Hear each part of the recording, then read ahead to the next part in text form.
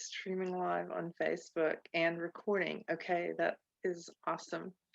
And I'm really glad to be here. I probably won't get through this video if it is even streaming. Let's check that. Okay, I think we are actually on Facebook, and we'll see how long that lasts. It seems as though sometimes Mercury retro is still in retrograde or something is in retrograde. I've been trying to do some videos that haven't worked out, and I've had all these thoughts, and you know, I'm thankful that there was a comedy show, as far as I know, it went on in downtown LA last Sunday night, and I'm very thankful for people like Mark Selzer and the Social Media Cons co-host Brian Ross actually was supposed to be scheduled to be in it, and I'm very thankful that comedy is continuing. Um, it saddens me to see that churches are really buying into this. Hook, line, and sinker, a lot of them. But a lot of people in church are seeing through this stuff and going along with it anyway, I guess. I don't know. But I'm thankful for comics who are not afraid to do comedy. And in the comedy shows I've been in, as I was mentioning, Saturday night on the social media cons show, the comics that I that go to these shows, you don't have to obstruct your breathing when you're on stage, and then when you're off stage, you can. It's a free show in that sense. It probably costs to get in, but if you're not performing, if but it's an awesome show, and I'm very thankful for it. And I'm thankful there are people who are seeing through this because it's been a year, folks. It's been a year, quite a year. And there are a lot of people I've let go of, tried to do so with love. Um, I'm not perfect, but there are a lot of new people who've come into our lives, and I'm so thankful that the life of my family and friends and comics, and I've had some awesome comedy shows, probably better than before all this mess started. It's really nice, and I feel like audiences appreciate live comedy more as well.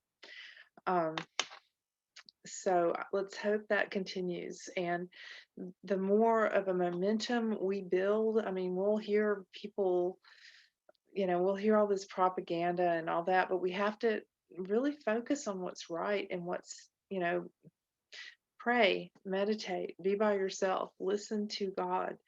And I think everything will work out fine. Just make sure it's God you're listening to. And I don't know what he's telling you.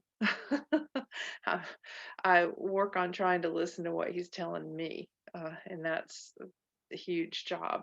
So, anyway, sometimes there's a lot of static around.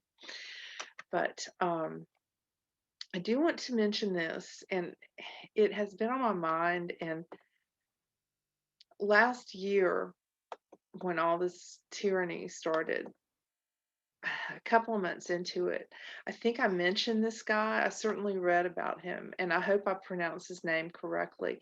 And you know what? I think I can screen share. I'm going to try that. I'm getting better at that. Okay, yes. So I'm going to screen share and see how that goes. Okay, so this is from the Solari report. I really like to listen to her, Catherine Austin Fitz.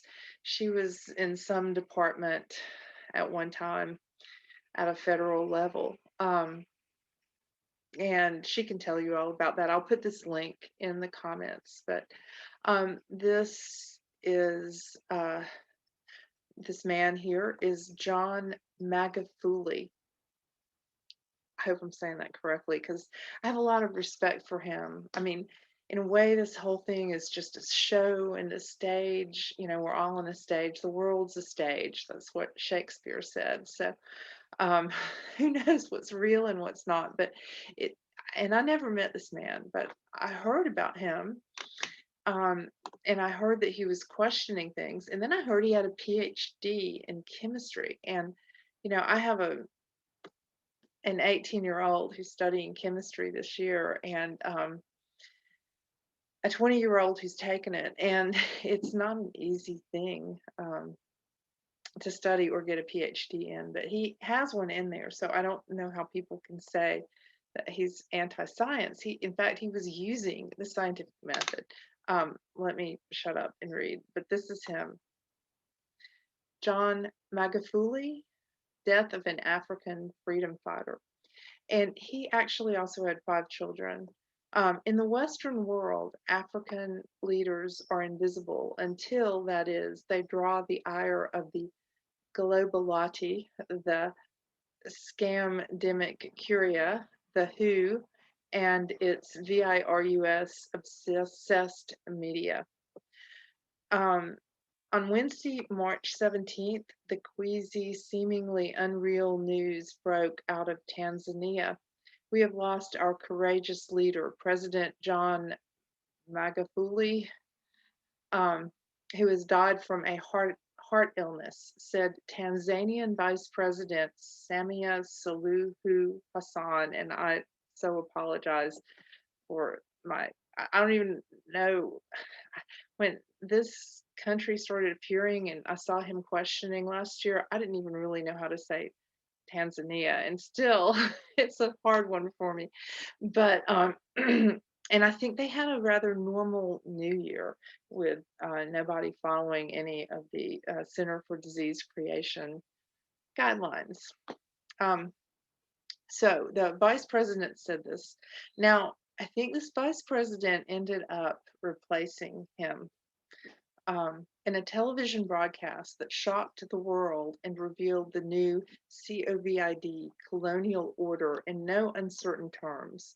No matter what the Tanzanian president may have achieved for Tanzania, trying, for example, to protect her from COVID economic ravages, his denialism, in quotes, meant the world, including Tanzania, was better off without him, according, to the planners and funders of this event.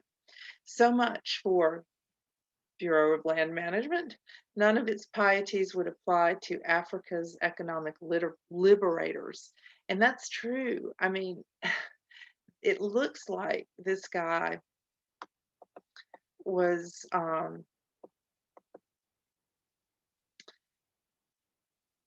has a questionable death. Everybody in the COVID trenches felt the shock death to be connected to his provocation to the global COVID industrial complex last May, when he covertly had non-human samples from fruits, goats, sheep, and car oil tested for our favorite virus on the PCR process, really is what it is, and test. It says here, returning positive results from a pawpaw, which is a type of fruit, quail, and a goat. With humor, cheek, and audacity, he had crossed a line, exposing the fraud and illegitimacy of the PCR process apparatus that the World Health Organization relied on to justify the global house arrest, the global guidelines, the terror and the rollouts of the poison needle, as Peggy Hall calls it.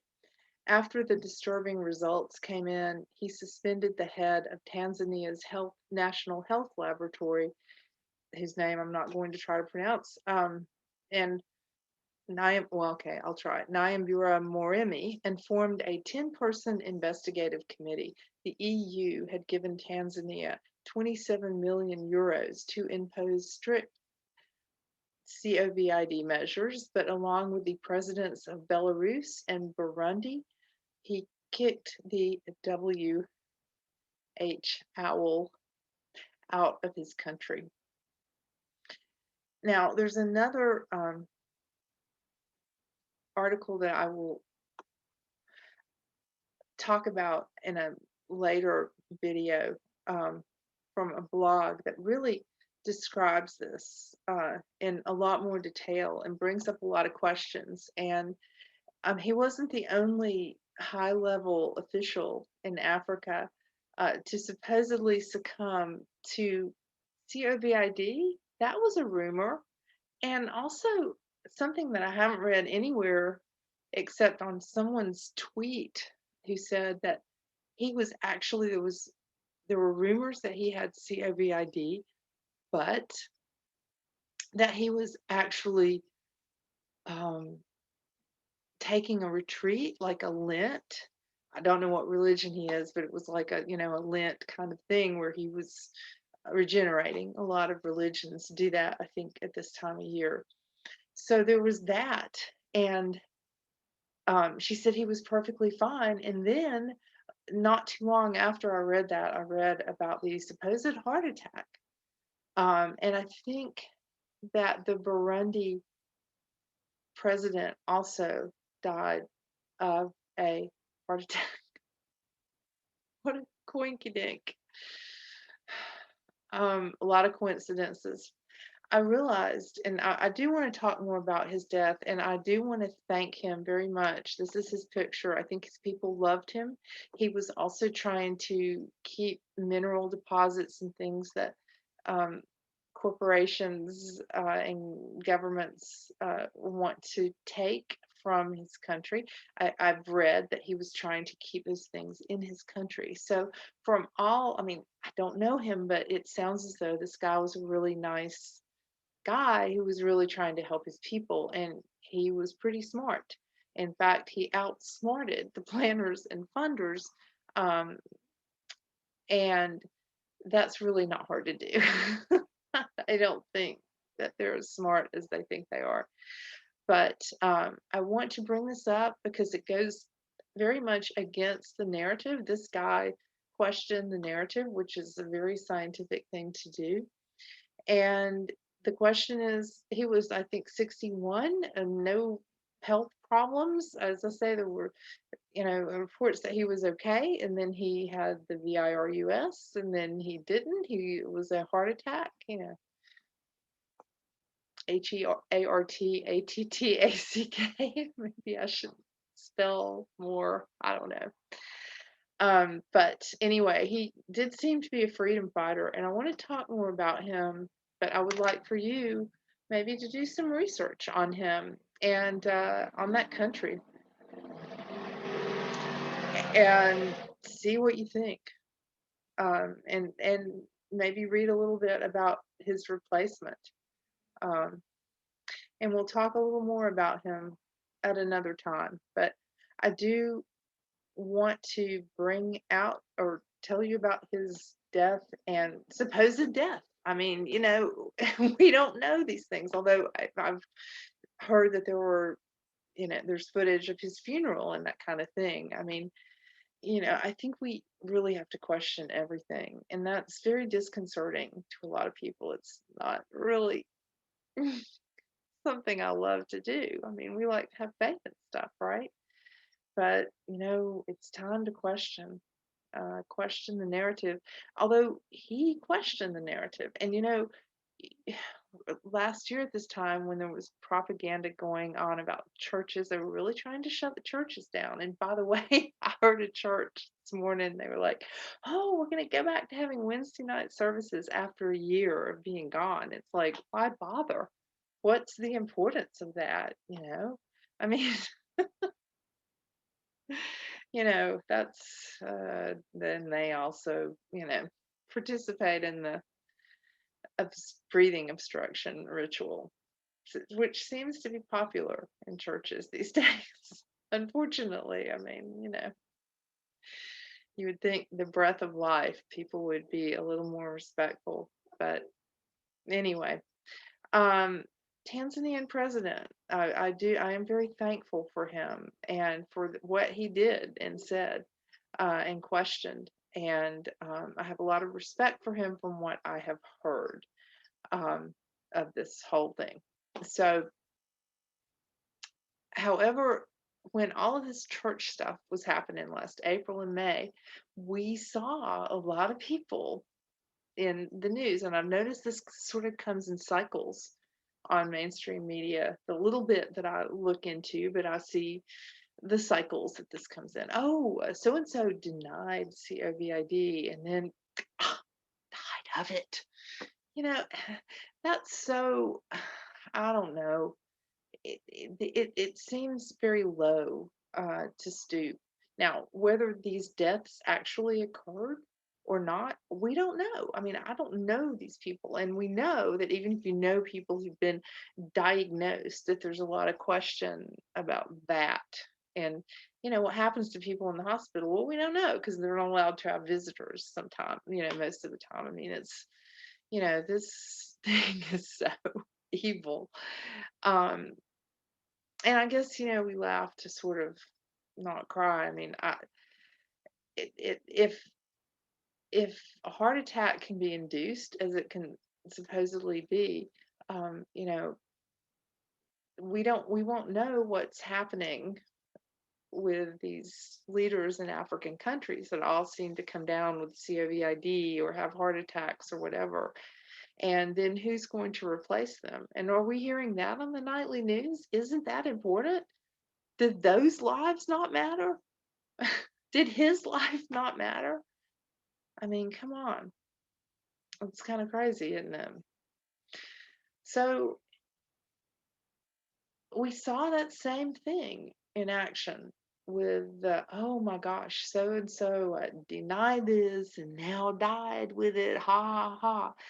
It, I'm not saying that, but that's what the articles implied. Like, oh, we can make fun of that person. And what that did was that instigated people to actually make fun of people. Oh, well, or to say things like, I hope you die of COVID because you don't believe in it, because they've seen that on the media. And I just bring that to you because, as a former English teacher and a math major as well, and a person who's been very interested in propaganda, I used to teach Brave New World.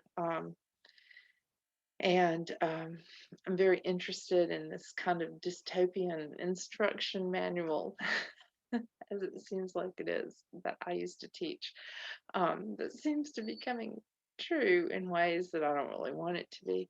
So that's why I think it's important that more of us question the narrative. And I think it's important to talk about the Tanzanian president and to talk about what happened to him and, hey, wonder if there's any foul play. And he was the one that questioned these things because they sort of depend on you not to remember what was happening last year at this time.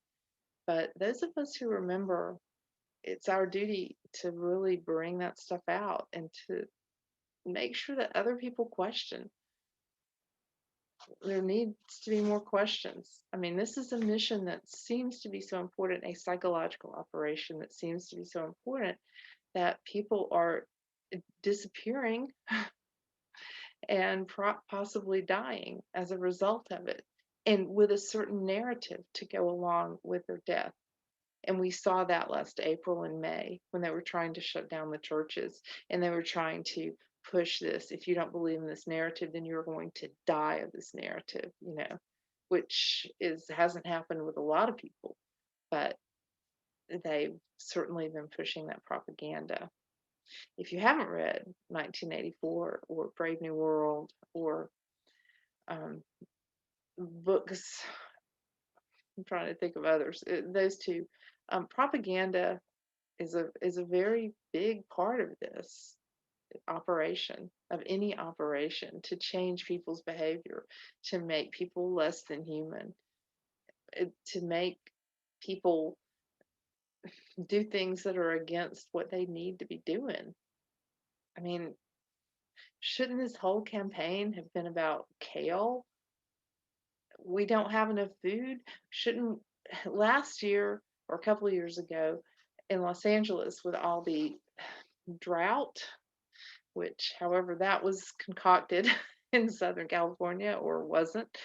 Um, but with all of that, they started paying people to turn their yards, into sand and take up the grass and that kind of thing and put in native plants. Well, if this is so important, why aren't they paying people to do that? Not that the government should do that, but why aren't they paying people to grow plants and eat healthy? And no one seems to be encouraging that, certainly not the government. And that would have saved a lot of lives from the get-go. I mean, we've been eating unhealthy food, and if the reward for getting the poison needle is to get a donut every day, does this sound healthy? It's propaganda, folks. Okay, I'm going to read No Reply. I think I've got light to do that. By Lenard Moore from the Geography of Jazz.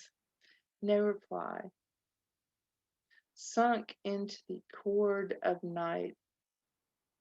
Maybe it was late. I talked by phone into the hum of power lines, into the twice told coffee house, into the time of your eardrum, my cords coiling till the receiver had only itself to listen.